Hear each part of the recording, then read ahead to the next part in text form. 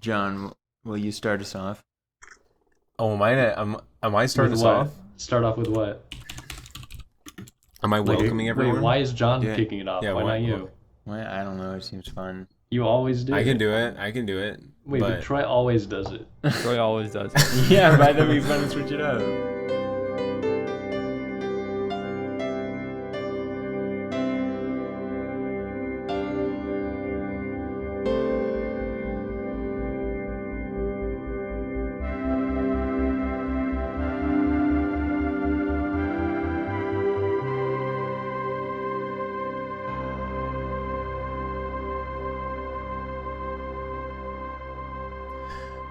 welcome back to the Cinematographilogically Speaking podcast. This week we are talking about Vertigo by Alfred Hitchcock. What year? I don't know. I Oh don't my know, pulled up. Wow. His You tell us what year. 1958 American film noir psychological thriller. This is all a ploy by Troy. This He is just all a wanted- ploy. Yeah, you just By wanted to make Troy. me look No, dumb I thought he was because gonna say the didn't year. have I info always say the pulled year. up.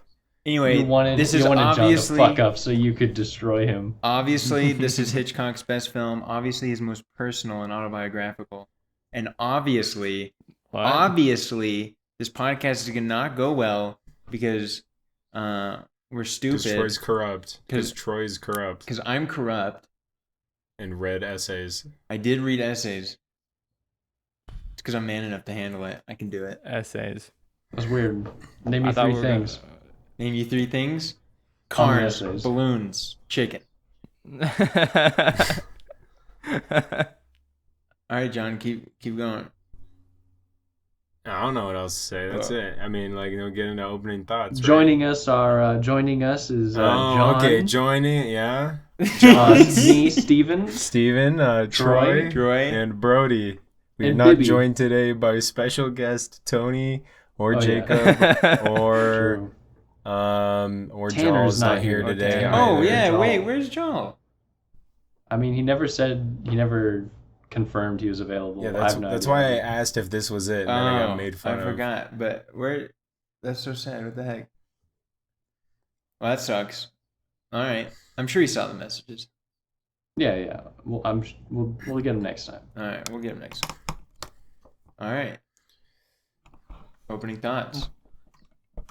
This movie. I'm not gonna. You go. No, you're first. You're in coming. the- You're first coming in the after line. me today, Steven, I feel. You're first. You're first really in the list on me Discord. today. Troy, it's you always What are you go talking first, about? and you're in. All right, the I fir- get. you're I'm first in line, but I'm getting. Anyway, Vertigo obviously rocks. And sorry. Vertigo obviously rocks.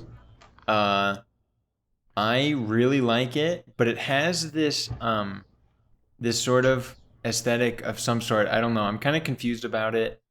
And I want to talk.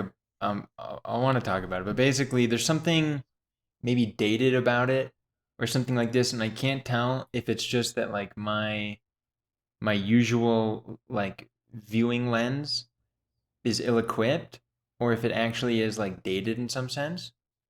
But like if I sit and dwell on a moment for long enough, I can feel the weight of it. But when I'm watching it, it feels a lot more like it has a sort of like casual or clandestine like feeling to it in my eyes. But when I recall it, it's super intense and really good. So, yeah, that's what I got. Yeah, I thought this was a really cool movie. I'm not like totally floored by everything about it, but I enjoyed it quite a bit. I think I know what you're talking about, and like with the kind of more seemingly dated aspects. But these things, I mean, I don't know. I was impressed at like how intense it was at certain moments, and was actually not expecting it to be. I was not expecting to enjoy it as much as I did. So. I agree. Movie was very good. I was not floored. Yeah, one example of this whole like what Troy said as he described as clandestine a feeling Is that is feeling or that something is like that a that. totally wrong word? No, I mean it's fine. I think it's pretty good. It's Yeah. pretty Bro, I'm literary. googling Yeah. this. Thank you. Undercover. It means like Yeah. Yeah. undercover. Yeah. Uh uh yeah, well like here's a much more material example. Like I did not I wasn't even throughout the process where Scotty is falling in love with Madeline. Madeline. Yeah, that whole process, I really didn't even feel like at any point Madeline was in love with him. Yeah, I agree. Like, and so like that just made like the the last chunk of the movie, it rendered it much more. I had to read it almost like a fantasy of Scotty's or something like that because he would have wanted her to love him. But we'll talk about that later. Um, yeah, I don't know. Like overall, it was good. Yeah, Scotty's a funny guy, funny character.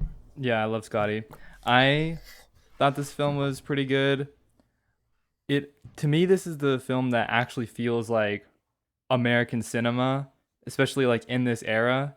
And Yeah, it it's very has this kind of it Hollywood. has this kind of feeling of it that I feel like doesn't really get captured anything outside of this era or even in the same time period in other countries. And it has this bit of like campiness to it that I kind of enjoy. Not because I think it's like good, but for the same reason that I like fast food kind of, which it has like this quality about it that doesn't feel like it feels a little um Artificial, Hollywood. yeah, it feels artificial. if yeah, I was gonna say the word like yeah, artificial Hollywood. It feels dated in the ways that other films from the 50s, say in like France, don't feel as dated. But there is something enjoyable about that to me. Um, yeah, I suppose I'll leave it there for now.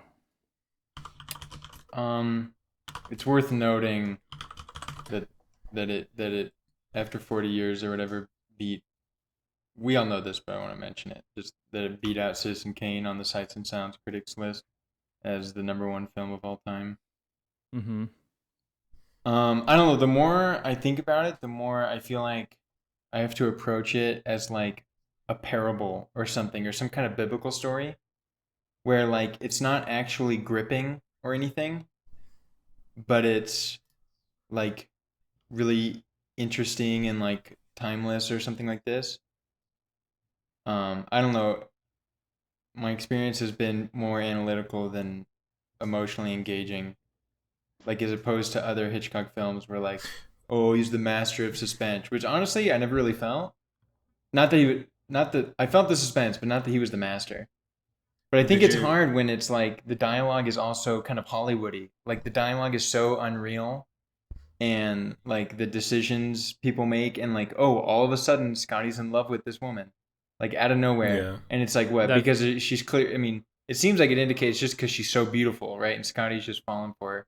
But there's other stuff about how she's like, I mean, I feel like it's like Freud the movie or whatever, with like all the mommy son stuff like this, and like trying to like male power, trying to like define like female beauty and all this stuff.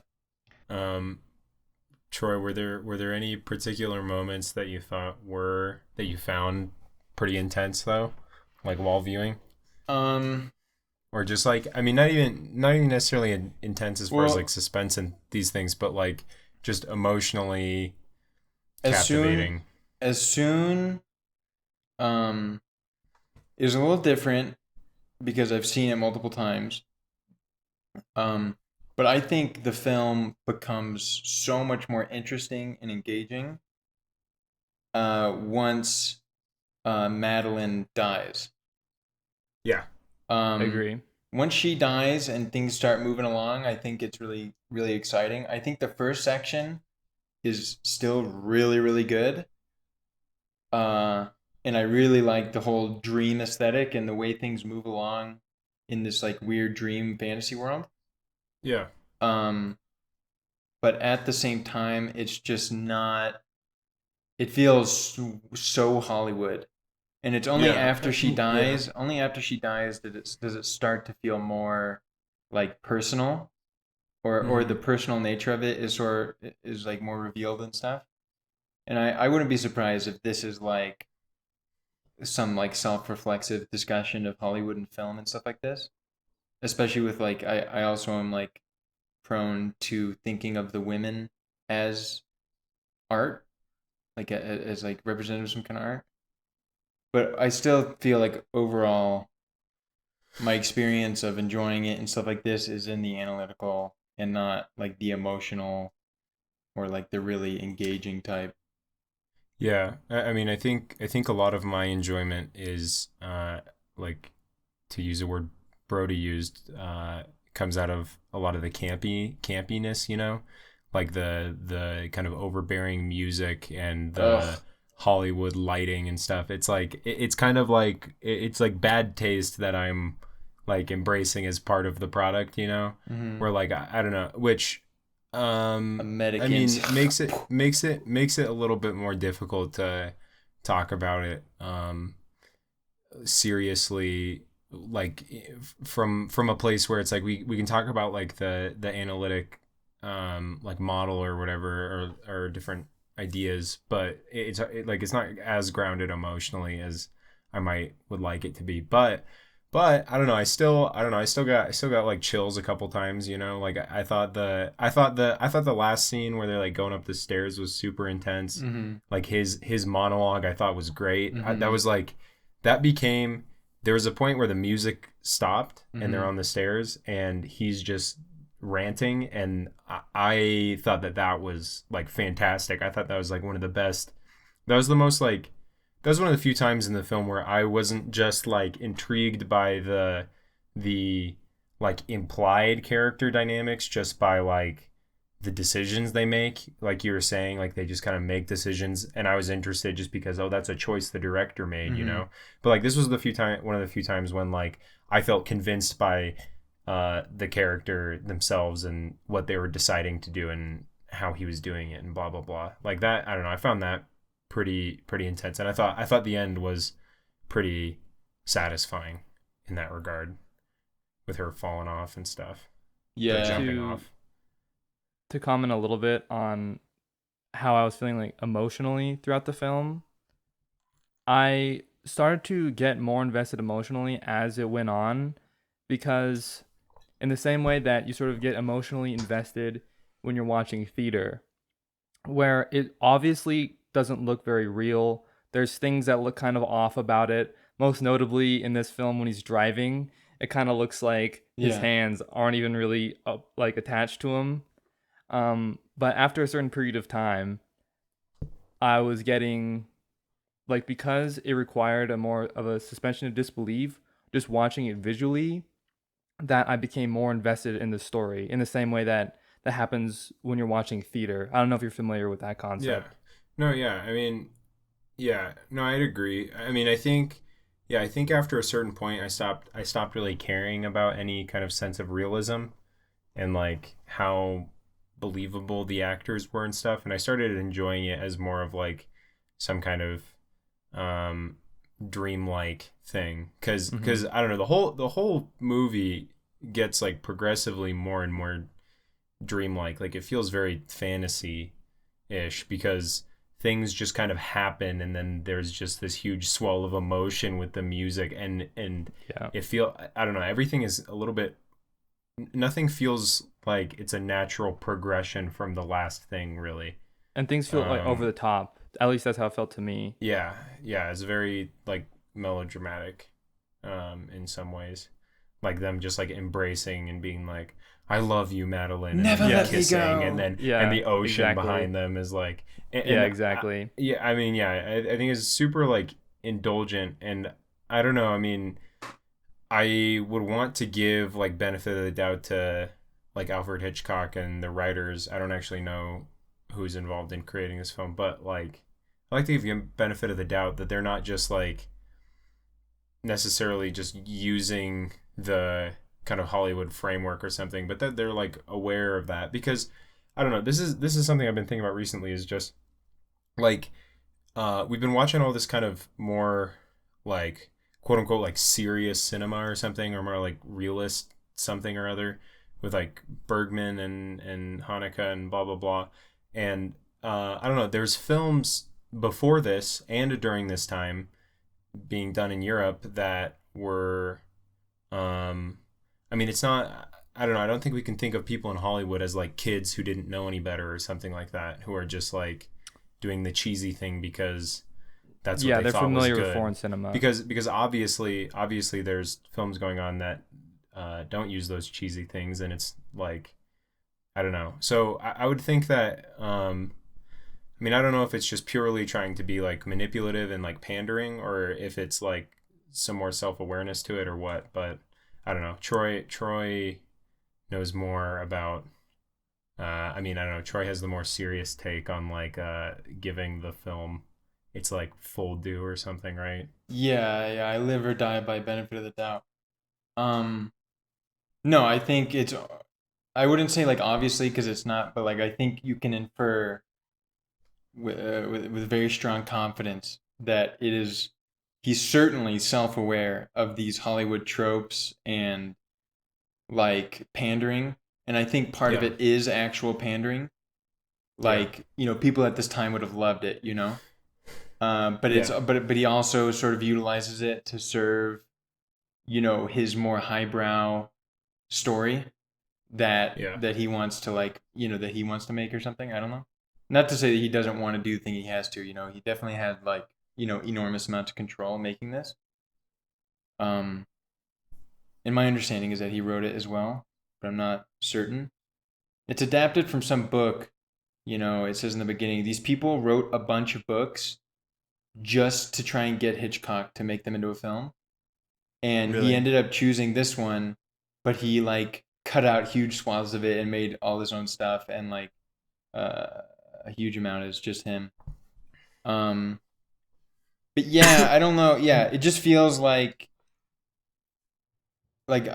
yeah. I mean, I've already said it. It just feels like I have to watch it in some sort of detached way, and just think about the story, and not like I can't be like putting my eggs in one basket, like looking for a great performance or looking for a really subtle moment of whatever, like everything is heavy-handed. Everything is like some biblical story where it's like, and he took the fig leaf and inserted it into the whatever, right? And it's like there's nothing like exciting or interesting about like the exact way in which it happens. You just have to like abstract away upon like what these things mean and like what is like the point of the story or whatever in my mind. Well, well, I mean, maybe, but do you not? I don't know. I mean, there were a few parts that I felt as though there was some kind of um, culmination of like a bunch of techniques being used into like a focus point of something happening that I felt like worked. Yeah, but I think this Trying. is just like great storytelling. Like it's not great performance. It's not nuanced writing or something. Yeah, Like I get excited, but I'm just saying I'm not saying I just watched it and was like bored, but it's like fun to play with the ideas. I'm just saying like my excitement towards the end when he's going up the thing, right? It's yeah, like you're excited to see what happens in the story. Um, but it's not it just doesn't have that like sort of intense realism that like is more like gripping at a moment by moment level, yeah, if that makes sense. yeah. Yeah, that makes sense.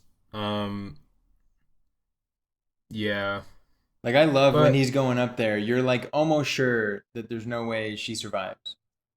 yeah, Like when they're going up, and yet of course she dies, and that ending still feels so good, and in my mind still surprisingly like shockingly sad or something.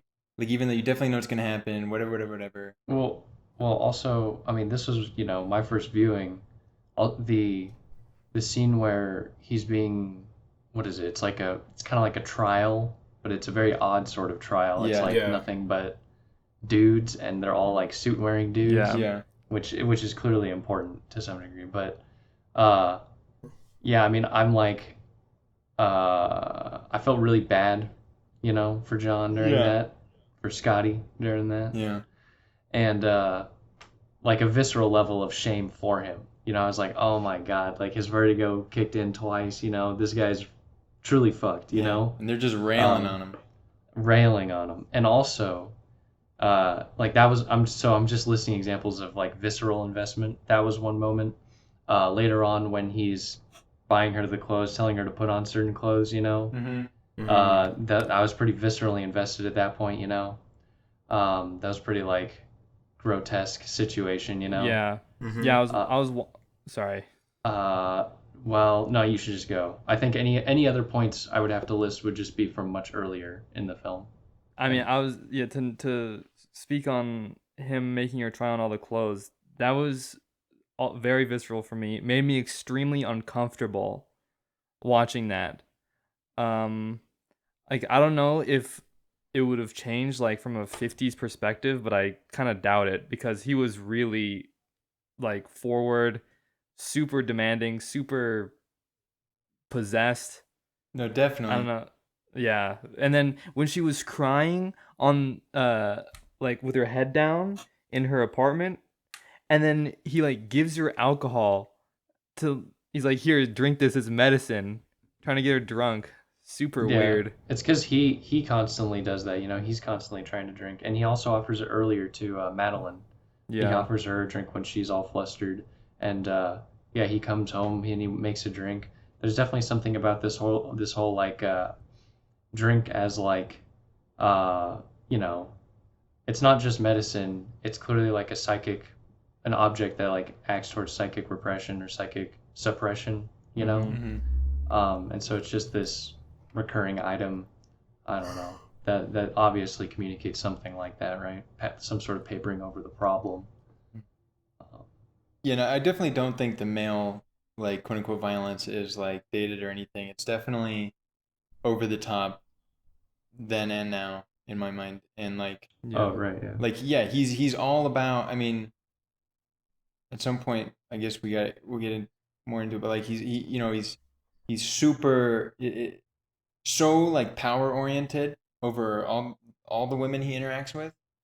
It's like most clear in Judy because he's like, Um, I don't know. I think it'd be interesting to talk about what we think he's trying to do exactly. But um, yeah, and like not to mention like he when Madeline he saves her from the river and like undresses her while she's unconscious and quote unquote unconscious, right? You know what I'm talking Yeah. about? Yeah, What? yeah. Yeah. Anyway, just the whole thing. I'm just and that whole scene, right? He sits up on the couch. He puts her on the floor. He's kind of grilling her, trying to observe her, right? He gets lost in the sauce, and then like it's different. Like the second time around, the first time he's like getting sucked in, and the second he's trying to recreate it. But I'm a little confused, but it seems interesting. Like yeah, what he's trying to accomplish through recreating, right? He keeps talking about being free of the past and maybe curing his vertigo or something like this. But anyway, there's all this like there's lots of crazy power stuff. Oh, also real, and it's so interesting. It's one of the few movies I know of where there's like a convincing shift in protagonist. Because I remember thinking, like, oh, this is kind of cringe when Judy reads the letter that just explains the plot, you know. Yeah. Mhm. And I guess it's about like some irony or dramatic irony, right? Build some suspense, right? Give the audience something that the protagonist doesn't know. But like there occurs like a huge shift in protagonist where then we start to care for Judy. She loves him or whatever, and he's becoming like insanely obsessed with this like idea in his mind. And Right. there's like just an effective shift there where like we get multiple tragedies from multiple Yeah. anyway. The first half is all about like the object of desire versus the second half, which is all about like the real or like something real about Judy, Mm-hmm. right? Um, yeah. Uh, I don't know if we want to launch into analysis, but I think it's fair to say, and it seems kind of obvious and even trite now because we've seen it in so many other films. But like the first half seems to be masculine circulating an object of desire. The object of desire is Madeline, and there's some sort of unattainability to Madeline, some Mhm. sort of impossibility surrounding her, especially since she's likened to the art piece, right? And She's and literally his a friend's ghost. wife. Yeah. And a work of art and all that, and like, uh, what else? Oh, and we're constantly taking the perspective of John, who's literally just peeping on her, right? The way we would peep at like an art gallery or something like that, or at an object that we enjoy. Um, let's see. And there's like it's his friend's wife too, so there's this forbiddenness to it as well. Yeah, Yeah, right. She's like the perfect object of desire because she even crosses a taboo like that. Yeah. Like she's even barred from you in that way. when she's like literally unreal, like she Right, is right, possessed yeah. by a ghost. Supposedly. Supposedly, but he seems to sort of buy into it. I mean, right? Yeah. Yeah, I mean, and Yeah. I honestly, I didn't know. I mean, I've only seen Psycho, so I haven't seen any other Hitchcock films. So I didn't know like what. I don't really know like what kind of a film he makes as far as like. So like I don't know.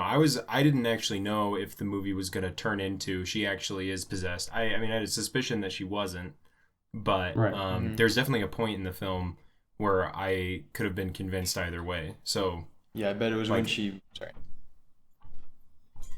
I was just gonna say when, not the particular moment, but just that. Yeah, I don't know what I was gonna say. Go ahead. When she goes, when they're at the redwood forest, and she goes behind the tree. Yeah, she like disappears for a Yeah. second, and then And he, that's- and he yeah. runs around and she's still there. Yeah, I thought that was pretty funny. Yeah, it's pretty I thought- funny, but that's probably yeah. peak. Oh my gosh, she actually is a ghost, or something like Yeah, that. and like, and Wasn't like, there all these another settings moment of are- impossibility? There's some moment where she Yeah, disappears. where she's in the hotel. She's in the hotel, and the desk clerk says she was never there. That she Yeah, never- that one Yeah. actually That's the only one that confuses isn't me. ex- Yeah, that's Yeah, the that only one- one that literally doesn't make sense to me. Well, I think She's just I the clerk. think Just that- sorry. I think that either like two explanations: either the clerk just like didn't notice her come in, she wasn't at the desk, or the other one is that at this point, and I don't know, I like this more, and I think that it goes better with the kind of dreamlike quality of all of these situations he's in with her. Is that we've taken his perspective, and we're somewhat like crossing over into his actual like subjectivity or whatever, and like seeing her where she's not or something like that. Because like later in the film you have him seeing all these women that look like her, and I think a couple of those times the actress is actually switched out Yep. between shots. And so I think Right. that as far as like the I think that as soon as he encounters Madeline, he is like we've kind of adopted his view or his like psyche or whatever, and what he's like projecting onto the world in a lot of ways. Yeah, I agree completely. I got a BTFO moment. Okay. In the same, I think I pointed out a while ago in the piano teacher, when when the lady is like attempting, like they're in the hockey ring, in the storage closet, and she's attempting to give him like a BJ or something like that, right? And gags and pukes. She gags and pukes. And I mentioned then that there's this way in which like a physical illness can like prevent one from like actualizing a desire or like completing a fantasy so as to preserve the fantasy for longer. And maybe there's something to that claim here as well, in the way that Vertigo functions, the first case.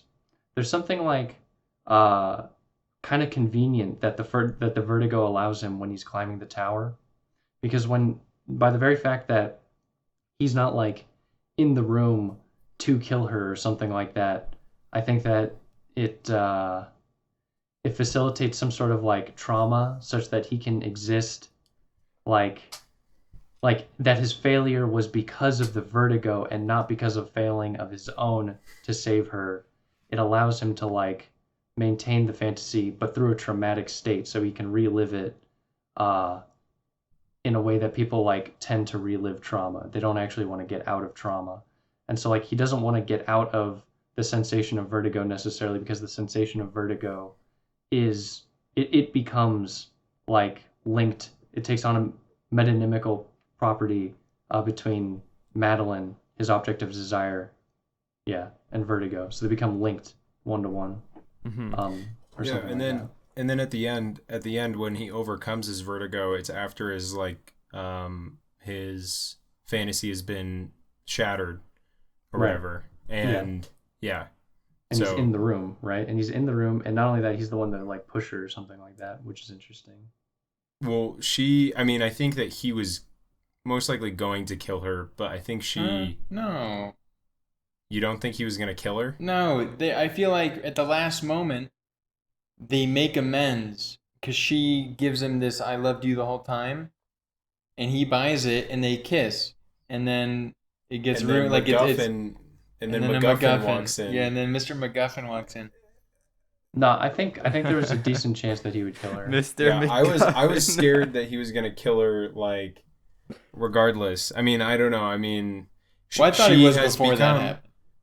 Yeah.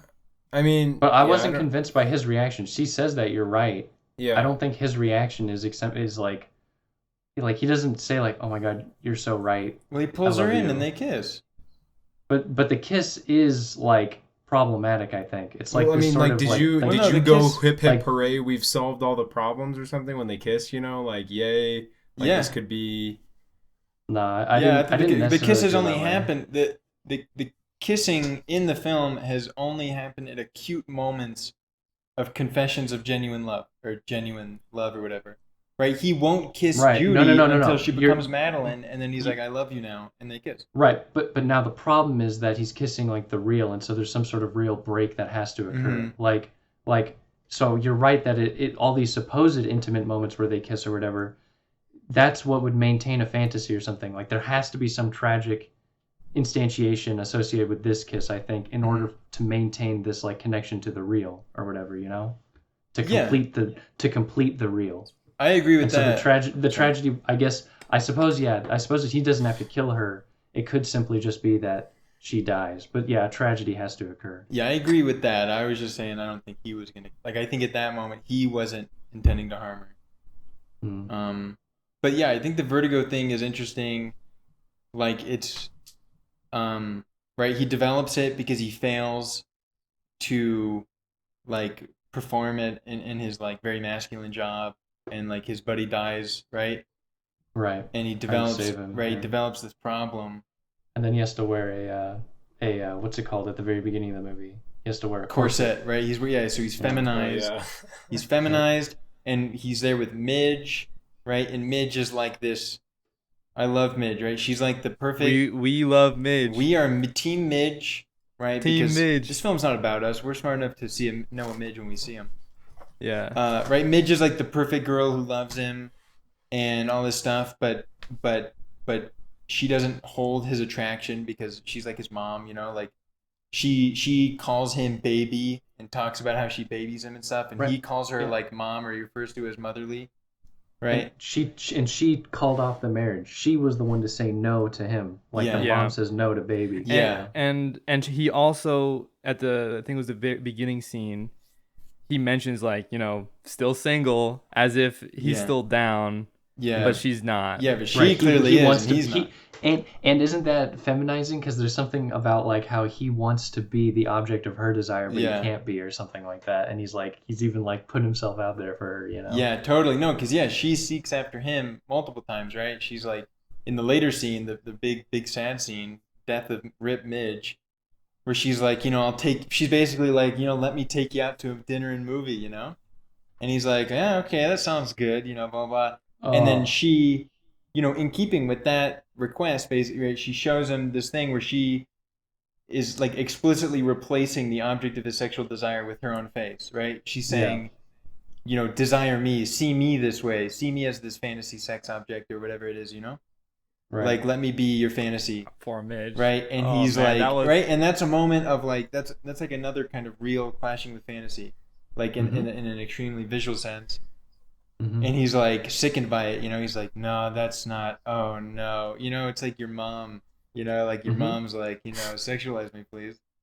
Mm-hmm. Anyway, so there's something, yeah, about the vertigo and like masculinity, like as a sign of his like lacking masculinity, but also how that ties in with the fantasy. Because yeah, like it's the only reason they are able to pull the wool over his eyes, but it's also the thing that allows him to like continue in his like hyper masculine fantasizing. And then like the second, yeah, part two, right? He wants to redo it, right? He's talking about getting a second chance, Yeah. Yeah. right? But it's like he's like getting a second chance to what? Like be the man, right? Be the masculine man he should be, or like the masculinity he fantasizes about. And so he's like this like crazy aggressive hyper masculine character, right? He's like super dominating of the woman, whereas before, right, he like kind of gave her room and like literally watched her from afar, like a beta orbiter, Right. Right. right? Let He's her like, go into the yeah, church as opposed to forcing her in. yeah. It's like some like actual beta orbiter online who like Mm-hmm. conceives of himself as too nice, right? And should he actually make the switch to what he thinks is Chad or whatever, he's gonna be the jerk, right? Why do girls always like the jerky guys, right? The So mean like guys, he yeah. would just Nice become the guys jerk, finish last. Yeah. something kind Yeah. of like this. Yeah. Well, yeah, that's interesting because he's he's doing that knowingly because before then he was being mean, but in like the more perverse sense where it's like he doesn't even realize that he's being so mean. Yeah. Like he initially when he tries dressing her up and treating her like she was Madeline Judy as if she's Madeline, Uh-huh. there's this like um he's not quite like sure why he's doing it. He's just kind of operating like in this this psychic haze where he just feels compelled to do it. And then later on, he's like forced to confront it because Judy brings it up. Judy's like, "You're just making me do this to be like her, huh?" And then he's like, "I just," and then eventually he's like, "Yeah, whatever, yeah, I'm doing it." And then so he continues with the repetition for a bit. So like at that point, he becomes knowing of his own psychic dilemma or whatever. But then it's not until he sees the necklace, obviously, that it becomes that not only does he know of his own psychic dilemma, like he truly understands the real or something like that.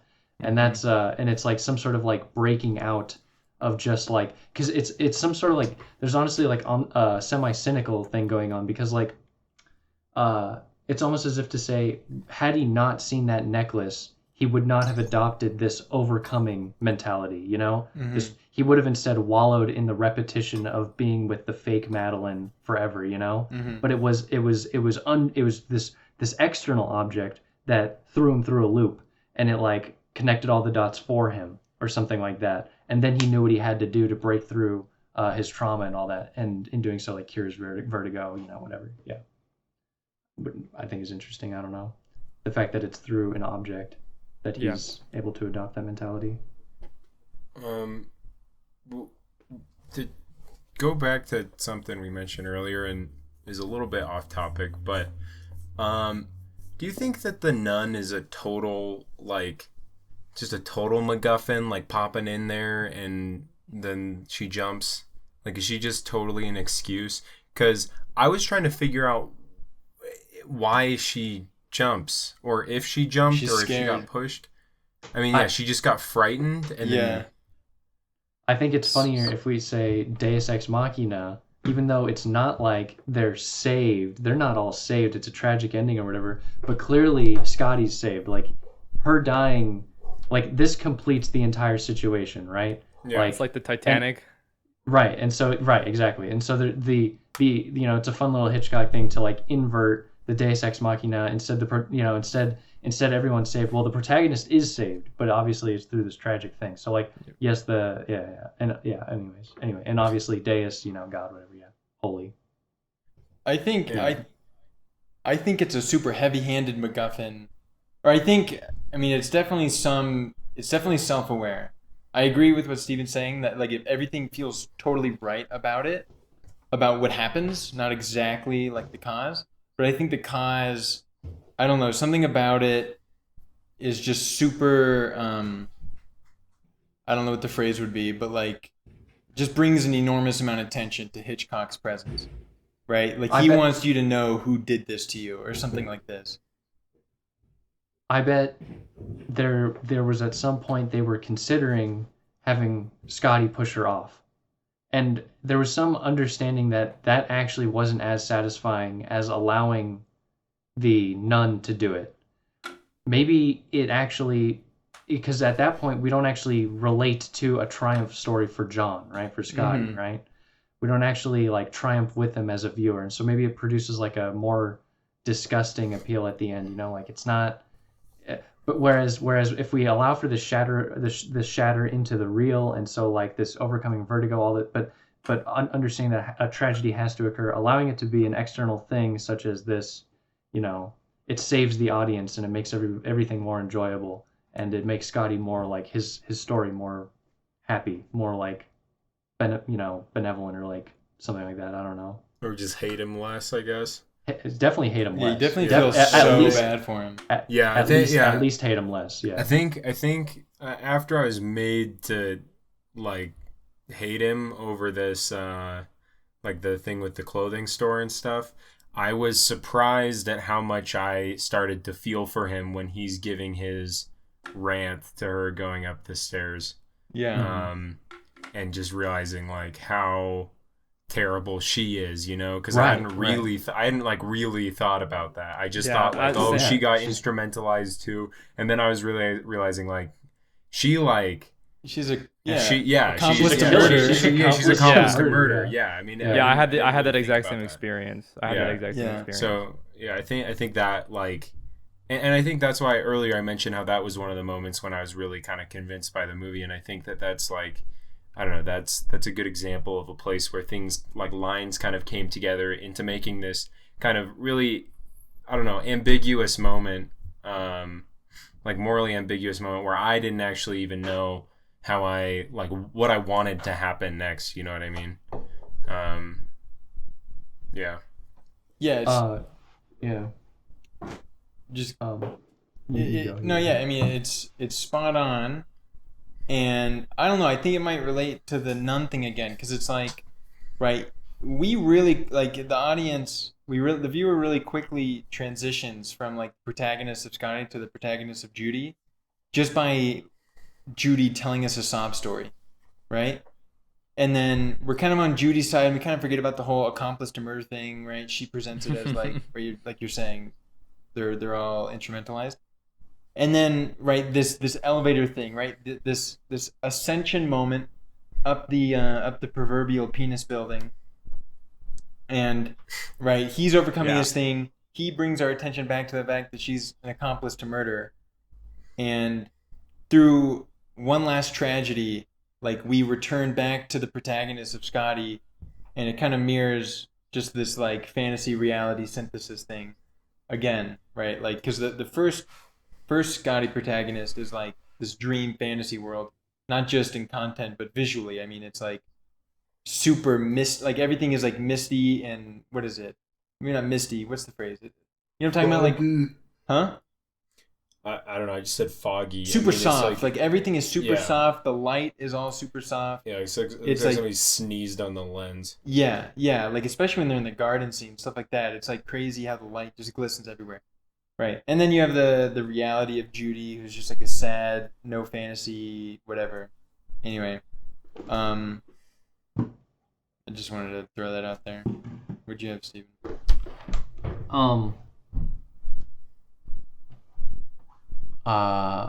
Let's see if I can remember. Uh, Can I get a? This is different. I forgot. I have a scene that I want to Okay. talk about. I love the scene when he's talking to his friend who like is the husband, you know. Yeah.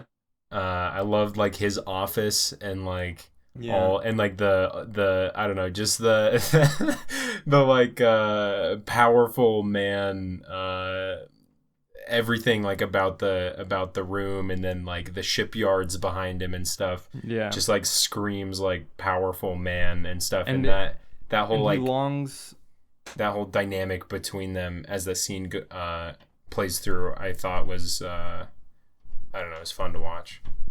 Yeah, and he longs for like a more rural San Francisco, but he's taking part in this grand industrial sort of project that I suppose he just inherited through marriage, but I suppose we're led to believe that he actually isn't that interested in it.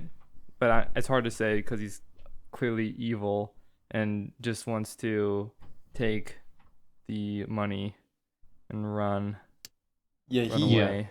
and he uses this phrase referring to the past he misses, where men were like more free. He specifically uses a phrase like where when men were more free back then, power, something like that. Like men had more power and were more free back then. Yeah, And this yeah. phrase is like said exactly the same by the historian in the bookshop, where he's like, back then men had more power, you know. And what are they referring to? Like the historian is saying like men had more power, the type of power where you could just get rid of your wife, right?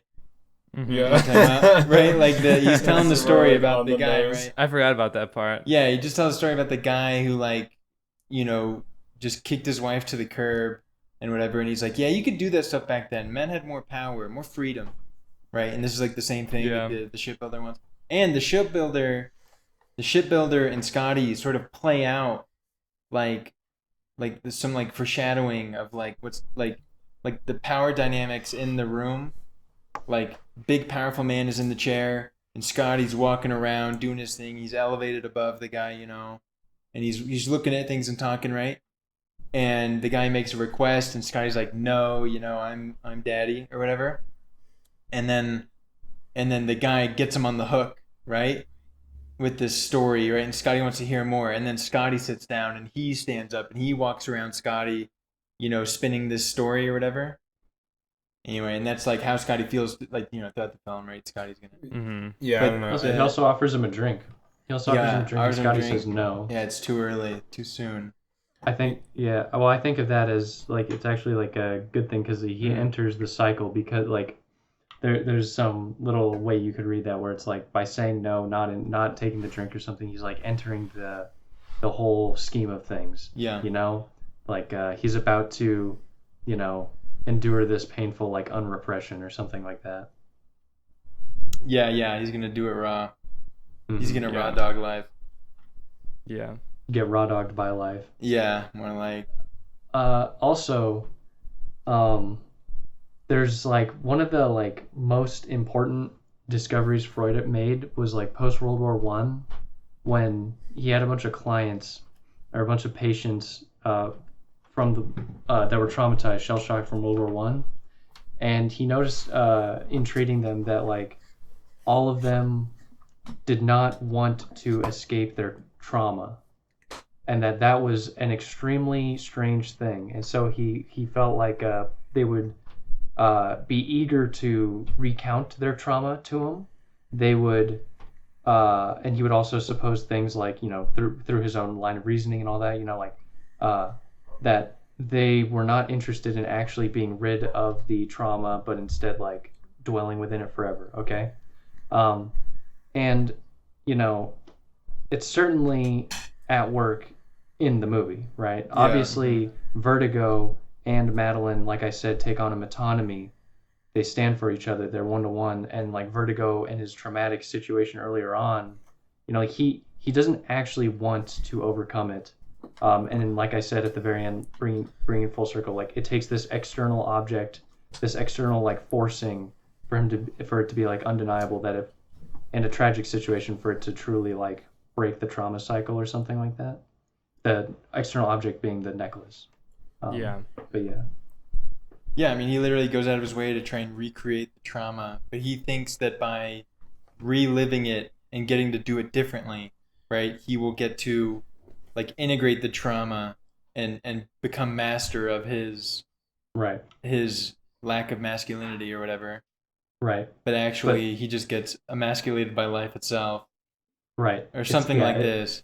Yeah, it's actually like he's wrong. He's either deceiving himself or he's just wrong. But a lot of people think that like I can just relive the trauma over and over, and I'll slowly come to terms with it, and then I'll be able to reintegrate with life. But the problem is like you dwell in the trauma, and you develop like a perverse fixation on it because it becomes part of like your, I don't know, we'll just say like subjective identity or something like that. Yeah. So to give up that trauma would be to like give up who you are, and so like be in a like really difficult place or something like that. But don't we feel like So true. So true. so true? But what is being said about like what one should do then? Because it seems like I feel like Scotty, although obviously I'm so sad for him at that last moment, right? He has overcome his vertigo. He has like some kind of synthesis and understanding has occurred. Like what, right? He obviously also hasn't just ignored the trauma. Like he's come into contact with the same trauma and a new trauma and like where like what would be the like almost didactic thing to like Yeah, take away, you know? I think if we introduce the final moment as a separate trauma, it really complicates things. So we should just try and read it as if it's not a trauma and as if it's like conclusive. Well, some kind of like I'm saying like the synthesis in itself is traumatic. Like there's something traumatic occurs, but it's not. It's definitely like I love saying like interweaved or braided in. But it's like braided in with the previous trauma. It's like they're inseparable. They're obviously distinct in some sense. Well, I mean, so he does overcome his vertigo and he does overcome his desire for Madeline. So what does that allow him to do now? I mean, now ideally he can pursue real Midge. relationships, a real woman. Midge. No, Midge. no, no, no, no, no, Midge. Midge. No, she is probably off limits forever. or No, something dude, like you're that. supposed to marry your mom. There's like Right? some super like problem situation. Right, guys? No, I'm serious. Wait, is that? I mean, obviously. No, that's not the real. That's not necessarily. Well, no, the real. yeah. The thing is that like whatever guys want to like end up marrying someone that's like their mom, or something, right? Yeah, but that can be problem. I mean but we're. Midge. But like Midge is like, hot like, too. But why Midge would is hot. But no. This only works assuming like Scotty's mom is like Midge or something like that. Like people in general don't just want to marry like someone like their mom. Yeah. People want to marry somebody who is a good person, and if your mom happens to be like a good person, like that helps. Yeah. Now I understand like this whole like Oedipal, oh, you want to marry someone like your mom. Yeah. It's not. I don't think it's as simple as mother. I think it's much more related to like how your like desire mechanism worked out. For instance, like I think if we imagine like a Russell Brand type figure, Yeah. like I don't know what his mother was like. I don't know anything about him, but he was like this sex addict or something, right? Yeah. And like you imagine the person that he wants to marry. Me too. I don't think is necessarily actually like his mom. She's just like a better person than all these other like whatever like sexy model women that he's probably having crazy sex with. But it's not like he's necessarily. It's not like, oh, he's gonna finally put aside all these model women for a motherly woman. But no, it's just like an actually like real person, a real person. Yeah. Yeah. Real. No, I'm with you. We should talk. I think I want to really investigate this whole Russell Brand having sex with models. Yeah. I want to dwell on this just a little longer. All right, but how about this?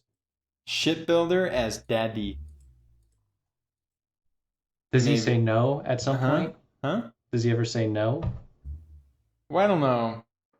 I just want it. All right. I just want it. I just want it. I'm exploring it with you. Okay, wait. There's something exploring it curious with about you. that, but I'm asking you genuinely. Like, does he ever like just say no or something to him or something like that, or deny him No. access? not that I'm aware of. He denies him access from There's Madeline by There's- throwing her off the building. Well, yeah, no, but there's some kind of world. There you go. He is at the top of the penis. He engages in some world building, but there's just this like interesting stuff. Obviously, maybe not as dad, but like the other guy as like He's definitely masculine. as Scotty's as like Scotty's conception of masculinity or something. like when they're going up the staircase and this like this climax is occurring in more ways than one. He's like when he's yelling at Judy, he's like, did he like? I wish I had the actual whatever it is, the transcript. Like, did he fix you up like this? Did he fix you up? Did he make you look like this? Did he do that? Basically saying like, is he the one who did what I'm doing to you better than I can do it, right? And it was so good that it fooled me too, right? And there's like this competing, right? He wants to, overcome the power of the other man as it's manifested through the other man's ability to cook up a woman for Scotty to fall in love with, right? Like, and he wants, there's like super there's meta, this, by the way. right? Super meta, by the way, because it's film and it's like doctoring up a woman for you to desire in a film, like a Hitchcock idea. But go on. Yeah, no, well, yeah, exactly, right? Like, because he doctors up these female characters, and we, just like Scotty, just watch her from afar, and we basically are very interested in her for who knows, I don't know why. Yeah. I can't figure it out. Yeah, like baby sucking on thumb.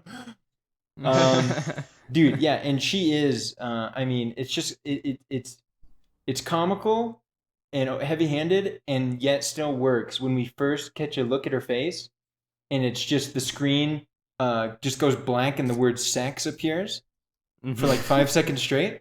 Yeah, I like that part. I found it so surprising that it was so upfront and yet it worked. I didn't even notice. I know third viewing is when I saw that for 5 seconds. Most people don't notice it because it's so subliminal. Yeah, it's only 10 seconds long. I was mostly captivated by the dubstep that they were playing during this scene, and it was so ahead of the its drop time. when she's revealed. Yeah. But yeah, I mean, I don't know. Even though like all these comments, Troy, about you saying it's like comical or whatever when she's first introduced. Well, just when we see the face and it's like, right, it's this dream thing, but I just mean the red too, right? It just becomes her face and this like sexy red lace wallpaper, and you're in this like sex chamber of a restaurant and all this stuff. Yeah, I felt very Lynchian, right? Yeah, that is what I was gonna say. Is I felt like that sorry. scene in particular felt very much like something that could be in a Lynch film. Yeah, definitely, I think that's right too, because Lynch is Alfred Hitchcock. No, the only difference William Shakespeare is David Lynch. One difference I feel is like when you see it in Lynch, like the Hollywood, like the Hollywood campy aesthetic is like, I think comes off as much more ironic than here, where it actually is like employing conventions of its time, and like the self-aware, to the degree it's self-aware, doesn't feel like it's meant to be as noticed. Yeah, well, what's interesting is that if it is self-aware, like, let's assume that, okay, well, if it's self-aware, it's almost like a more cynical employment of the same, like, techniques than, like, Lynch would be. Because Lynch, like, recognizes, like, the emptiness of, like, making this be, like, playing up a certain emotion in a moment. And so, and, like, gives the audience some kind of, like, you know what I mean? Versus like Alfred Hitchcock, like he's like playing the audience in a way that like Lynch wouldn't be. Does that make sense? I think playing the audience stuff is annoying. Yeah, it is sort of cynical, but at the same time, it does feel like, I mean, if it seems like clear from the film's perspective that Scotty's infatuation with Madeline is empty. Like, it is just this like empty Hollywood infatuation that like doesn't make sense and is clearly like superficial. Oh, okay. Right? Okay, I mean, okay, yeah, right? no, that no. Just I'm like us, right? Like we see her and we're like, oh wow, she's smoking or something, you know? No, and it's like we become more and more interested in seeing her face and seeing her close up and blah blah blah. I'm on board with that. I think I'd be more on board with it No, I'm on board with it because at the end, when you get these moments of where we kind of leave Scotty's like psyche, you know, like his subjectivity in like seeing Madeline, and instead we kind of just see like in the clothing store in particular. Yeah. I don't think there's music during that part, but that part seems very like grimy, you know? Like Yeah, it's getting not all, it's getting all not physical. it's not there's not much polish to that scene. And like so yeah, I don't know. I'm on board with the kind of like the Hollywood techniques and like kind of playing up the emotions on all this as being like a tool used to like show us like how Scotty is seeing it, and that there is a self-awareness in like how these are empty or something like that. But I would say though, I would be more convinced by that, and I'd be more on board with that if like there's a little bit more, if the music didn't come back Well, a I think bunch it's of going times, you back. know. Well, yeah, I feel like it's going back and forth. Like when we are in her perspective alone, right? It is much more like real or whatever. Yeah. And then, uh, but then she becomes right. She does the wig, and she finally becomes Madeline, right? And then we immediately shift from his like literal perspective, right? And it's like, oh, Yeah. and like this insane, otherworldly light comes in, and she looks like a ghost, or some apparition. Yeah. And Oh, and everything's I perfect guess and pure bliss. But then we go back. yeah. Man. The moment I was gonna say, okay, with that in mind, the moment I was gonna say like I wish there wasn't music was when they're first going up the stairs for the second time at the very end. Yeah. There's like music and then it goes away after a minute. Yeah. But I guess that it makes sense because, well, actually, I think the music is like pretty sinister, isn't it? It's like dun Yeah, dun dun dun dun dun. You know, like yeah, it's it's too like much. I didn't like. yeah. I Troy, think Troy hates music. what it should have been is some kind of uh like what I would have imagined if we were talking about the film as being as you employing this like the music as being part of Scotty's like subjectivity or something, like his like projection onto the narrative we're seeing. You'd expect that moment to be a little more like triumphant or something, or like not triumphant but like about to triumph or something, not like scary situation, you know. So I don't know. I mean, yeah, I don't know. What are you What doing? about the mix between diegetic and non-diegetic music? Like what? Well, at the beginning, he turns off the record. Or he's like, we should listen to something a little less something or other, And then they take out the record, they move the needle, and then so there's no music, so it's diegetic there. And then tons of times during the entire time we're like watching from Scotty's perspective, we're getting this like heavy-handed music, like while he's peeping on her, while he's like snooping, while he's going up the bell tower. And then the only other time the fact that diegetic music is referenced is when they finish, or no, when he's in the hospital again, and she's like, I don't think Beethoven's gonna cure him or something like that. Oh yeah. And so they turn off the music again, and it's like explicitly mentioned both times, and both times it's Mitch that is in the room and turns off the music. Mm. I don't know. There's something there, something going on there. Midge is the shoo-in for Hanukkah. Midge says the music isn't gonna help, and everyone knows that Mother knows best. No, I think that's definitely related. Her comments about how this like the music isn't gonna help him, right? Like the fantasy. He's like, right? What is he even doing in there too? I found it like he's just stuck in some fantasy. I don't know. That whole Yeah, sequence. he's is just strange. he's just tranced. He's just in a trance, like at Yeah. the bottom floor. Yeah. Oh yeah, because it happens right after he has that like nightmare. I always like the idea of people being so mentally ill they can't speak. But I remember it feeling, I don't know, just sort of strange. Like it almost felt like just a weird, like segue. Like he's in this thing, all of a sudden he's in this thing, and it seems like he's been there a while. And then like all of a sudden he's back on the street talking to strangers. I don't know. He's in pursuit of his fantasy, so Yeah, well, he's he only speaks, or he only begins to speak. We only see him begin to speak once he's in pursuit of his fantasy, trying to reclaim his trauma. He does mention one thing before he arrives at Judy for the first time. After walking into Ernie's, or is it Eddie's? Ernie's. He's looking around the room, and then we get this shot where he mistakes a woman in a gray suit for Madeline.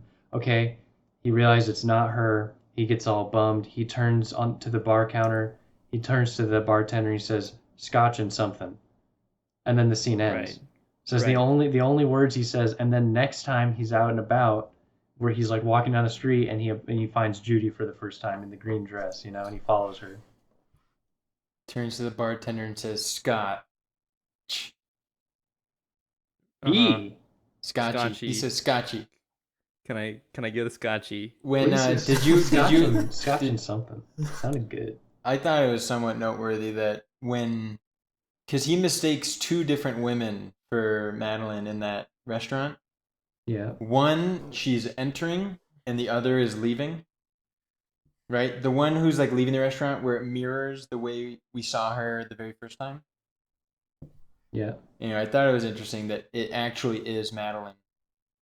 Like it's not it literally, like it actually is the actress, but she gets up and it's the actress, and then she goes kind of into the dark for a moment, or it cuts back to him like what? And then when she comes out of like this like brief moment of shade, it's someone else. Yeah. I liked that. Yeah, it was good. I liked that. Right, because it wants us to make us feel right just as crazy as he is. What? I've been had. He really is the puppet master, and I'm just his little puppet. I like the part I hate Hitchcock. Where once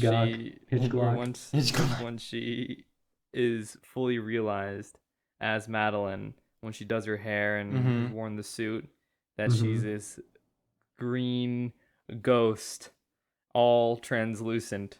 It's just standing there. That was another case where it was just so like obvious and in your face what the what he was going for there. Yeah, but the visuals are so. That's the thing, is that with all this like heavy-handedness, I felt that some of like the visual, like I don't know, there's a lot of just visual moments that were visually super striking and like hit me or whatever, and like he wouldn't have been able to done that if he wasn't going for the heavy-handed, you know? And like even though it's heavy-handed, I'm not like, I don't know. I mean, yeah, it looked cool. Yeah, it's cool. Like, and that's what I said at the beginning. That's what I said at the beginning, is that like I mostly found this to be a very cool movie, you know, and like, but yeah, I mean, there isn't this sense of like subtle like twisting and turning and like ambiguity that really gets me when I'm watching what I think is a really good film. Can I go? Yeah. I would say something contiguous between Citizen Kane and Vertigo, and so therefore the film, the BFI bullcrap, you know, is that they like a straightforward movie. Yeah. No. Vertigo is straightforward. True. Oh no, yeah. What? Citizen Kane is straightforward. Dude, no, it's not straightforward. It is non-linear. That's what makes it good, Steven.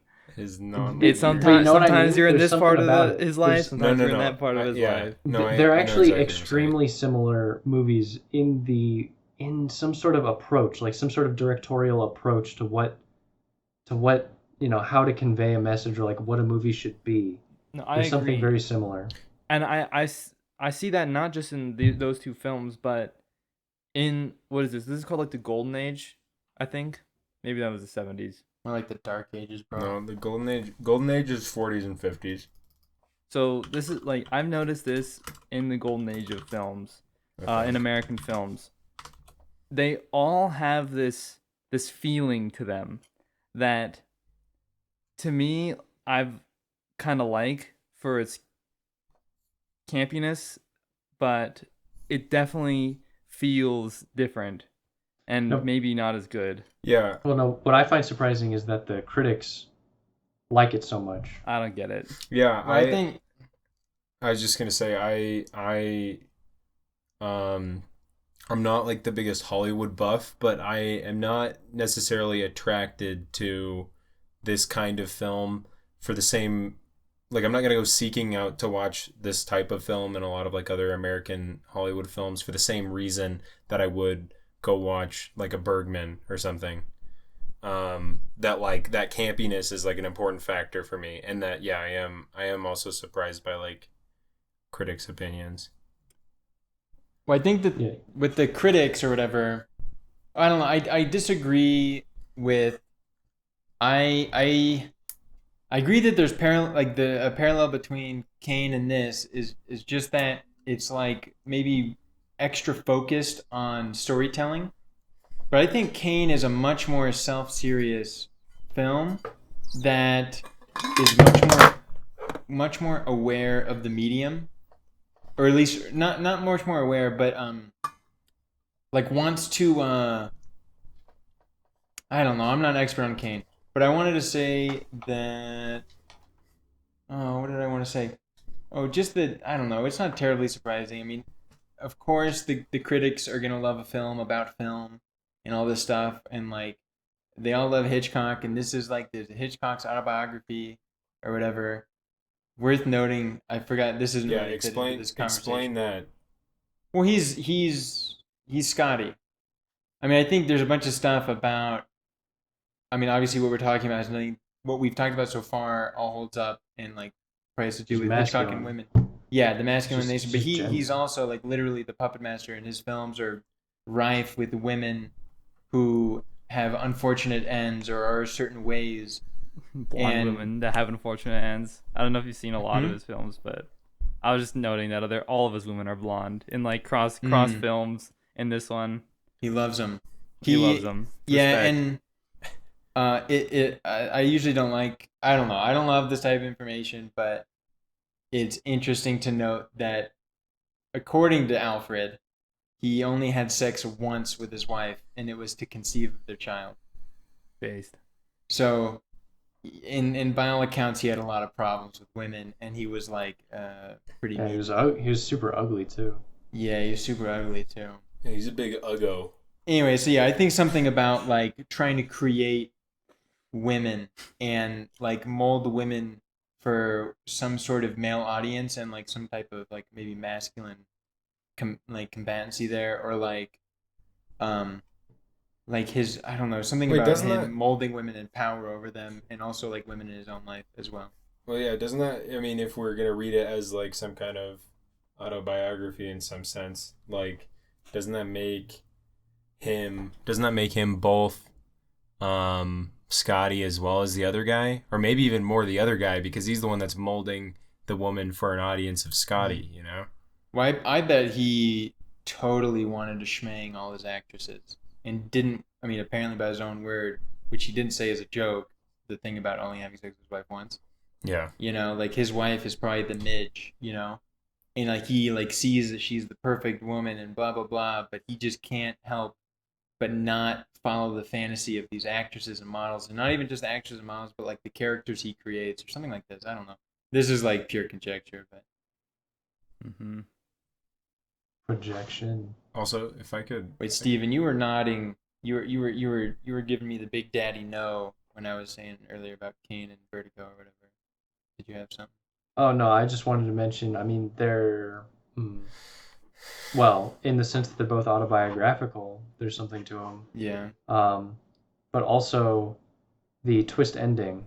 Although Hitchcock's known for it, there is some sort of like cliche, like Mm-hmm. oh right at the end, oh she dies, or like oh I don't know. It's I don't I suppose it's not a twist because we're led to believe that something wrong like is going to go wrong and so he might kill her. So Mm-hmm. in that sense it's not a twist. I suppose the twist is that she still dies or something. He doesn't kill her or something. Oh, Yeah, oh he no, doesn't it's kill her. the, it's oh, here's the way they're connected. I mean, their attention to the gaze and perspective. So and the idea that, you know, the way they tell their stories is similar in that information is withheld for these like crazy moments. So like for Scotty, it's it's the information that we as the viewer know that yada yada yada, Judy is actually Madeline or whatever. Um, and then Scotty has this epiphany or something. And again in Citizen Kane, we have the epiphany when he mentions, oh, I don't want to spoil. Has everybody here seen it? I've seen it. Yeah. Yeah. Okay. When he mentions Rosebud, and like the audience like goes, oh, ideally they go, oh shit, that was what it was, and so in the same sense that it's not of course a good story has moments like those a lot of the times, not always. You can craft a good story without them, but a lot of stories have those sorts of moments. These are extremely heavy-handed and not subtle to me at all. Yeah. And that's okay. I mean, they're still both very good movies, but there's just something similar about how on the nose they are. Yeah. I mean, just on the nose is a good term to use anyways. Like, well, I guess maybe that's what I meant by, instead of straightforward, it's like every single moment throughout Vertigo, you're like, oh God, all right, yeah, we're watching. Yes, yes. What about Freud? Yes, yes. Like you're just thinking, oh, okay, yes, yes, trauma, yes. And when you're watching Citizen Kane, I'd say it's a little more subtle, but there is some, capital and life and it's just an extremely social and material problem or something like that. But put on the nose versus Vertigo is more like psychic, but also social. But yeah, I don't know. I don't know if this is making sense. I agree with the on the nose claim. I wouldn't say like the critics in general, but I know what you're saying. Because but just that those two would oscillate between number one. I don't know if parable is the right word, but I've said it a couple times. Like it just seems sort of parable-esque, where it's like, it's just everything is really on the nose, but yet it can still like draw a pretty good picture, of something. Yeah. And yeah, I don't know. I used to have a much more like negative attitude towards like Citizen Kane or Vertigo. It's like, oh, everyone just likes them because they were big in their time. They were important for the history of cinema or whatever. The one where I think they're actually super good, but I don't know. I'm just sort of blabbering. Well, I think I mean, if we were to continue to compare Citizen Kane and Vertigo, I feel like Citizen Kane, like for me anyways, I felt that it had a lot more like breadth and depth and like interest for me in each scene, like I felt there was more content to be had, like not necessarily on this like large scale of like, oh, it was Rosebud the whole time or whatever, if that makes any sense. Whereas like Vertigo, I don't know, it seems to like primarily lend itself to some kind of analytic model that's like, wow, this is so brilliant that this all falls into place, where Citizen Kane does do that, but I don't know, I felt it had more content. I do want to say a different similarity. I agree with what you said, but a different similarity is that both are architectured in such a way that a character is going to interact and like maneuver through the world and like not be confined to their immediate social surroundings. For instance, you have the interviewer who's setting out to discover what Rosebud meant, so like that's the character who's going to go investigate and talk to all these different characters, and so we're going to launch into all these accounts and stuff. And in Vertigo, we have Scotty, who's this noir situation. He's going to interact with the bookkeeper, the dude who's the shipyard guy. And then he's got his own family with Mitch and all this. And so like we still have this like, if you contrast it with something like Amor or even Piano Teacher, like Piano Teacher, like there's a lot of movies in which characters are introduced, and so a plot will be built. I mean, you're going to have lots of characters, but the outset the characters, the story isn't architectured such that the character's just going to get to confront lots of different threads, you know? Instead, they're going to pursue a thread or something like that. I don't know. Yeah, I think that's a similarity or something. It's like a noir. I think that's a trait of noir, and like Citizen Kane is aware of that because noirs were popular at the time or whatever. Mm-hmm. When just like American cinema and like it's way more on display today is like just filled with like the mythos, but like the myth, like a mythical view of the world, of conquering and going through the world in this sort of grand narrative. Whereas like these other films are like super focused on like inner lives and like very like people in small frames and like just like overcoming themselves versus the world and stuff. And like I think Vertigo is like a good right undercover film like that, but it doesn't actually have the tone of it, which is I think what I was talking about earlier. Like what I really like, what I really like is that tone where I feel emotionally close to the characters or like emotionally invested. Whereas here I feel like I'm watching someone else, and like just the music. But I think there's something another like just these just these moving through the world. I mean, just like a hero's journey. It's just like the various hero journey stories that are sometimes undermined and sometimes just played up to 1,000, like Avengers or whatever. But like, these, they're I'm with you. Yeah, and I think like, here, I mean, I don't know. I think that there's things that are structural, like narrative wise, with this film that take it away from that kind of more like human cinema or something like that. I don't know exactly what you want to call it, but I think it's also, I mean, it's also in like performance, cause in dialogue and in presentation, because you can imagine a film with the exact same structure, except where each scene doesn't play out as a piece of this grander, like interconnecting web of something that's gonna be super satisfying at the end, like, but you have like these more kind of realistic feeling scenes and like more kind of relatable problems between like the characters that still end in the same like way. But I think that is where the film like falls short for me, is that it does not do that well. It does not like make me believe or care about like the very like the immediate moment. It doesn't make me relate to them, like as you're saying, Troy. Like you're just watching it play out. Well, I relate. Yeah, I relate. Yeah, you don't. I feel like I don't relate to the characters necessarily, but I relate to the film, and I relate to the film like after the fact. Yeah.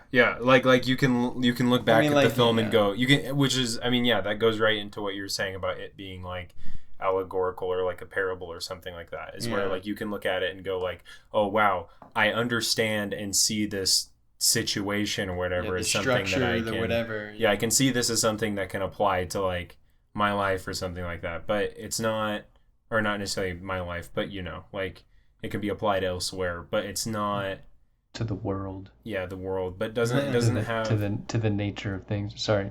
Yeah, but it doesn't have like this. It feels exhaustible.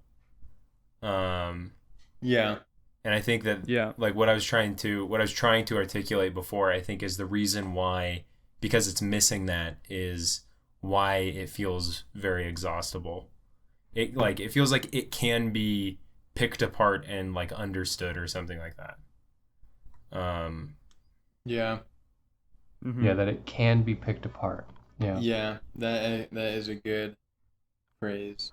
And Hitchcock, everything, just his whole persona is like this. Oh, I'm the mastermind puppet master. Come pick me apart. Look at all the brilliance I've laid out. Come and find me. But it's like very much him, come catch right? me. Yeah, come catch me. The audience doesn't get that reference yet. Shout out, Jack. Shout out. Wait, who said come? Audience doesn't get that reference yet, but yeah, like a come and catch me thing but it very much is, or it feels like Hitchcock is there to be discovered, as opposed to like maybe one of these other films where it's like you're trying to discover life itself or something like very mysterious. Yeah. Yeah, I almost feel bad because I feel like, and for these things extend past Hitchcock, but a lot of these films in this era, like, I feel like they should be thought of like categorically as different than the rest of cinema, because they feel so different.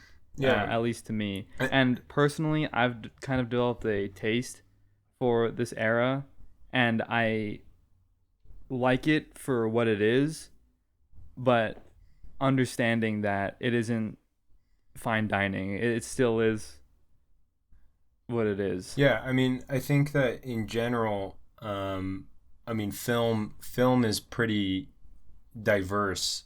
Like, I don't know. I mean, it's kind of hard to like even conceive of movies as being like a single category in general, and like critiquing them based on like comparing, like a Bergman or a Hanukkah to like a Golden Age Hollywood film.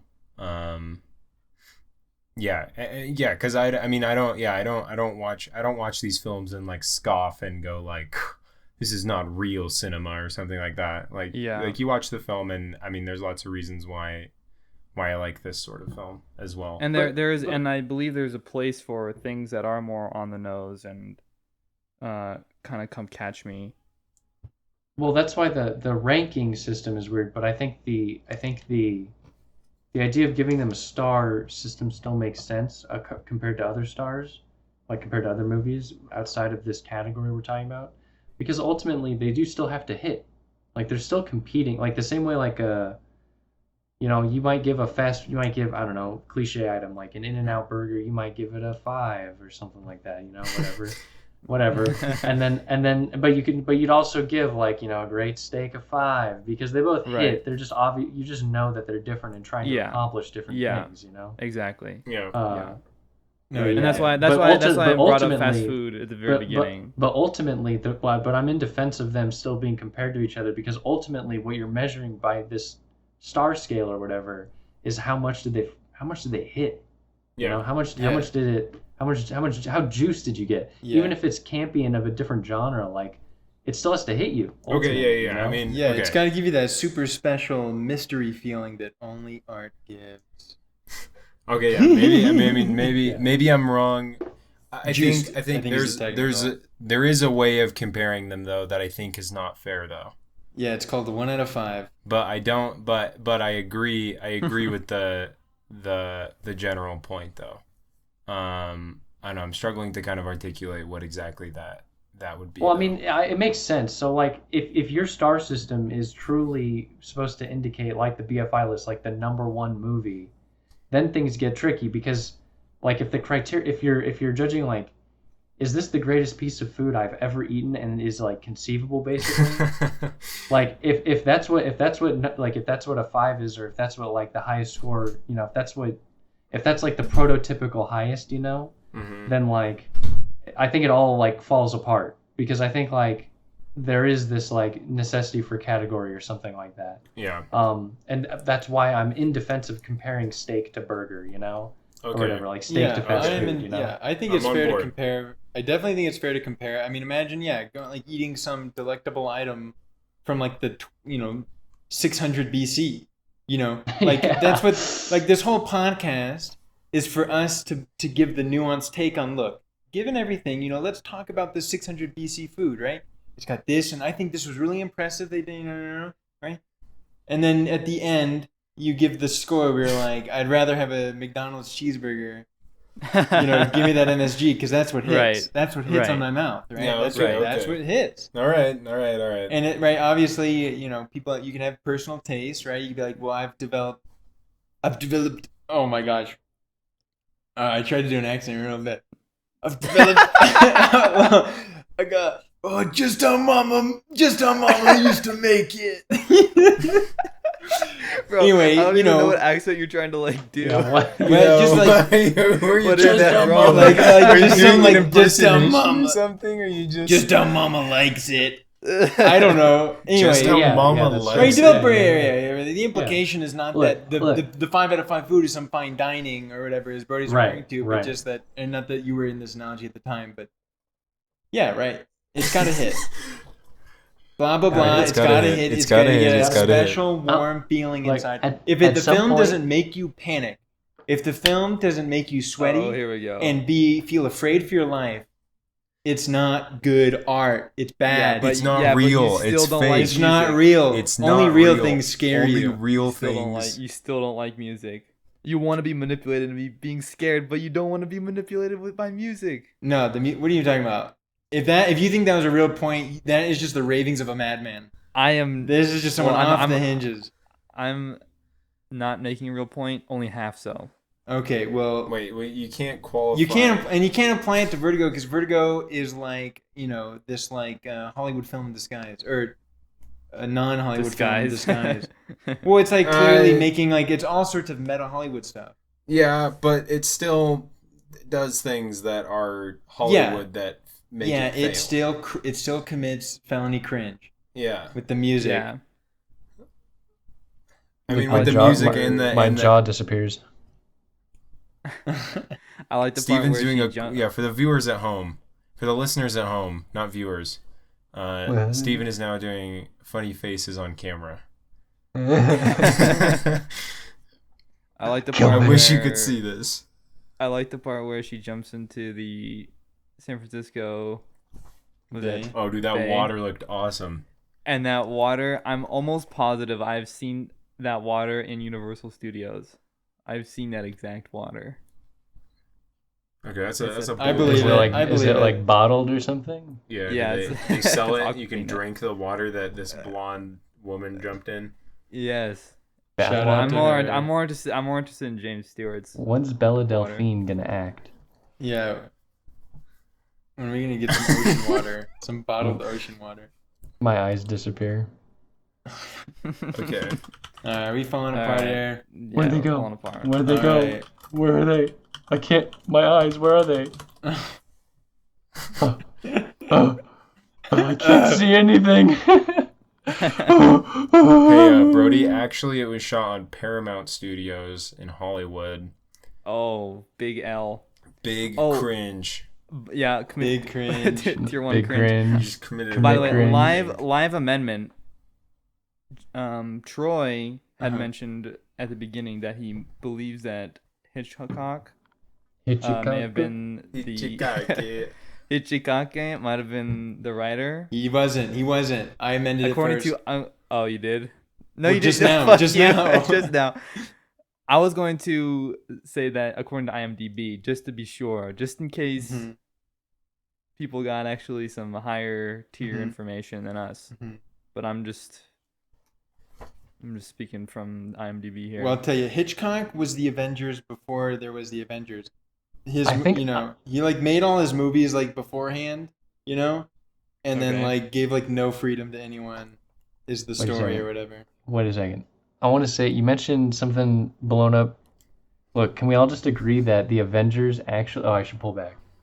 We should agree that the Avengers are many of them are not heroes' journeys, and that's one reason there's an extreme problem with them. I think the new ones, like I feel like that might be. What do you I mean think- not heroes' journeys? I feel like all the classic characters in their It's own literally a story, superhero.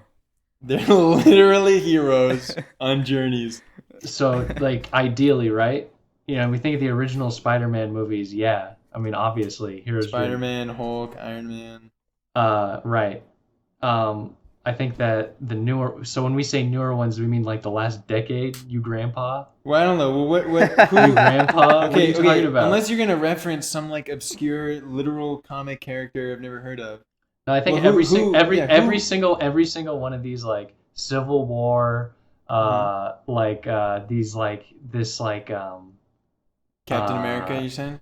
yeah, the Civil War one, yeah. Like any time there's like this clashing of several different characters into one, Yeah. it kind of ruins it. And Oh when yeah, you're those not, are not. Yeah. and when you've already seen their original pilot movie. So their pilot movie is usually a hero's journey, but Yeah. then everything afterwards is no longer a hero's journey. Okay. Yeah. And that's why they're Maybe. just like why they're like a clusterfuck, and like why they're like pretty boring. Yeah, or something like that. but they all still have the same plot. It's like there's a bad guy, and now we got to go to this location and fight people over here, and then fight people over Yeah, here, yeah, and then we right. get some Regroup, secret, and then we regroup, regroup, yeah. and then Mm-hmm. there's some kind of internal conflict, and then we solve it, and then we all come together after we find some secret thing that was secret, and then we defeat bad guy. And that's and What there's are like these all stories? that, huh? What? So like, what's the structure? I mean, I get that you're. It laying is out the little it is structure. the Avengers archetype. They invented Is it? You think they invented it? No, I'm just There's kidding. no way. I They don't no, invented no, it. no, I'm just Yeah, kidding. yeah. But no. if it's not Hero's Journey, then what? Like, what is it? Like, what is it? What umbrella? Oh, does I it mean, fall under? I mean, like Just it like could- Transformers porn or something. No. In some ways, you could say it's propaganda, but it's obviously not because it doesn't seem like there's an obvious ideology they're putting forward. But that is like the framework of a propaganda movie. Like a propaganda movie has this like problem. We like especially this internal conflict. We have this internal conflict or whatever. It's like not oh no, we can't do. We solve it. We realize the true threat is over there, and then we all rally together as friends and beat the true threat that is this. And that is a very propaganda nationalistic idea. And I'm not saying that Yeah. Avengers is Well, propaganda, but like that's I watched this something movie that called does Captain America, do where that. this guy named Captain America saves the day. I can't figure out what the ideology is, but it feels like some kind of. Yeah. No, I'm just kidding. No, the Yeah, real well, propaganda is trying to convince you that life is good. So wrong. What? Yeah. Yeah. Did you guys want to do scores? Dude, you are the worst. At first, I was confused about your thing, but I realized you weren't saying it to me. For the viewers at home, for the listeners at home who are just now recovering from their insane fit of laughter that I caused with my good joke, Steven sabotaged my joke by ensuring no one laughed. Everyone was No, going. I They were didn't. really good. No one was I actually muted all the laughters in post. Oh yeah. No Yeah. one was laughing. I thought it was just. I wanted to see how long we could drag out the silence. Yeah. It wasn't to stop the laughter. It was just Real to funny. see how long Look. we could do it. I made a good. The first joke was good. I think we should do scores. Let's do I think it's scores. scores time. All right. Vertigo Propaganda. makes me dizzy just thinking about it. There you go. Now that's a joke. That's funny. Now that's it. Now that's comedy, baby. Now that's funny. There you that have one it. hit. Yeah, no, that's topical too. That's a joke they'd make in this movie, and they'd probably throw in a laugh track too, and Brody would love it. Yeah, because he's developed a 'Cause he's campy developed taste a for taste. Yeah, laugh because track. Brody loves Brody. Music commentary. Brody wants the movie to make the music and feel for him, and it would even just be better if the movie would laugh for him too. Yes. Yes. Like, let's just we gotta make a movie where we just employ a laugh track totally unironically. Like we Diegetic laugh How track. about diegetic We laugh should have track? Diegetic we laugh should, track. we should do one of these podcasts where we insert Yeah. laugh tracks. Yeah, but Well, it's you're not. God. But You we have do to. it. Yeah. You put one right here. Is there a stock? Okay, Is so there a scores. stock Did I laugh do track? it? Okay, scores. Oh, scores. Who yeah. knows? Scores. I feel cursed, and this is similar to one of the worst movies I've ever seen. Mm-hmm. What's that one? It's by the Kurosawa Birds. guy. I hated it, John. What is it? Oh, Rashomon. Yeah, What a because s- you're dumb. No, what a stupid movie. I watched it, hated it, and I felt like I had to like treat it differently Wow, because it's so- Rashomon. Anyway, Vertigo. Wow. I'm gonna give it a 3.5. Whoa. Was this gonna give Rashomon it- thing a total I'm gonna- non sequitur? Like you just wanted No, because what 4 means to me is now almost different because it means something different now when it's like, oh, we've got to see Vertigo. Because on one hand, I want to say, yeah, of course you've got to see Vertigo. It's like this, historically important, big, one of I the pillars understand. of Hollywood cinema, right? Blah blah Yeah. blah blah blah. Yeah. So I'm just making note that Did it hit? I'm treating it on But its that's my true score. merits. Yeah, Look, I'm that's giving it my on true score. merits. Did it hit? Am I juiced up? What's my juice bar? Why do you keep saying On- juice? Yeah, stop using the word juice. Steven Juice bar. used it Juice first. bar. We're gonna get flagged. Anyway, it filled my juice bar. You can't say It that. filled my pina colada cup up 3.5 out of 5 of the way there. So, To the yeah, your brim. pina colada cup Yeah. is 5 big. To spilling. Yeah. and the 3.5. 5 fluid juices. Five. No, stop saying it. Okay. No. Yeah, this movie was cool. I liked it. It did not hit. It did not pack a punch. It did not floor me. It did not make me scared of dying. It did not bring me closer to life. No, this There you movie. Yo, wait, pack a punch? Look. Pack a punch. Like God, bro?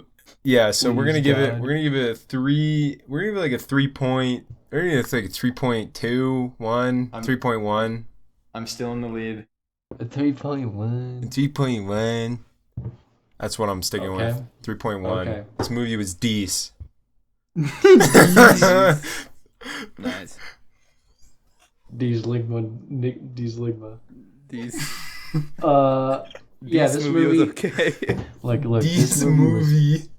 This movie was Deece, as John so eloquently put. Deece nuts. This movie sucked. Nuts, to be specific. Just kidding. It was fine. It was okay. Overall, I would give it. Yeah. I'm tempted to steal Troy's score. And I'm gonna 3.5. Epic. We're tied for the lead. Here at Cinematographilogically Speaking, we are not influenced. We are not willing to say this is the greatest movie ever made, despite the entire We just want. I mean, the we just entire watched a world, the entire world against us. we are leading the charge for free thought, free thinkers, free scores. Free speech, free speech, free speech. You Wait, have you guys heard what's going on on college score. campuses right now? 3.2. 3.2 Whoa. They're being forced All right. to say that they like Vertigo. Yeah, all this cancel culture. They're ruining the career of anyone who doesn't like Vertigo. But if you are on our Patreon, you can help overcome this problem. Yeah, overcome Look, if Vertigo. you don't love Vertigo like us, as in similar to us, is because we don't love it. But we think it's okay. If you think it's decent, but not the If you greatest think film ever Vertigo made, is decent, consider supporting us on Patreon. BFI is running a tyrannical psyop against all free thinkers in the film world, and they're making everyone think that Alfred Hitchcock is some kind of genius. Yeah, all the but money, we picked him apart. all Not the smarter than money- us. all the money you give us goes towards Look, non-violently destroying BFI. Okay. Just keyword non-violently. Maybe it happens in Minecraft or something, but yeah, we were gonna grief the We're gonna make a BFI BFI servers. pillar, and then we're gonna blow it up with TNT yeah, Minecraft BFI. and fill it with skeletons and like cows and stuff. will not resemble And the then gunpowder plot. Alfred. and it's gonna be filled with chickens, and every chicken is gonna be the top 100 list of films. Yeah, we're gonna have a signpost right behind him, and it's gonna be like Vertigo. Yeah, and we're gonna kill him one by Alfred one. And we'll take Hitchcock. it, and we'll get it on film. And when all the chickens explode, it'll go. In Yeah. Minecraft. The Alfred Minecraft. Hitchcock. Look, Alfred Hitchcock. He said, "Come and find me," and I found him, and I'm not impressed. I found him. This was This was not. I found him. And he was a fat pig rolling around in Yeah, I pig found turds, eating slop. No. I found him because he was hiding behind something, and he couldn't fit behind it. He just eats slop and he makes slop. We have to Hitchcock. stop. Hitchcock is shit. Oh, I hate him. I hope he dies. Yeah, I hope he dies. Oh man. He dies. Nah, just kidding. Psycho was okay. Yeah, I hope he's okay right now. Yeah, I like Rear Window. Yeah. It's kind of fun. Wait, he's I not think- dead, right? Wait. I think I'm gonna end it at he was okay. No. We'll just say goodbye. Goodbye, Yeah, we still everyone. have to do bye. Thanks for sticking Bye. around, everybody. Bye. Bye. Bye.